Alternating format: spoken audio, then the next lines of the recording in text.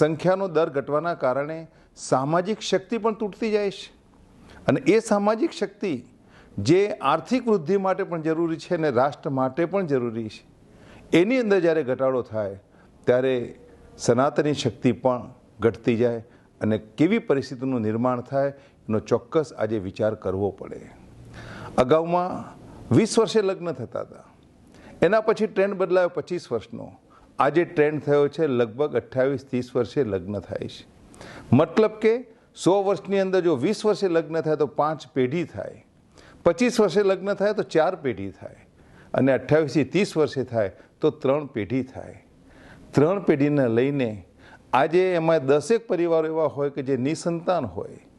આ સંજોગોની અંદર હિન્દુ સમાજમાં જે રીતે સંખ્યાનો દર ઘટતો જાય એ પરિસ્થિતિ જો લાંબો સમય ચાલે તો કેવી પરિસ્થિતિનું નિર્માણ થાય એનો વિચાર આજે જ કરવો પડે. કારણ આજે વિચારેલી વસ્તુ 25-30 વર્ષ પછી અમલી બનવાની છે.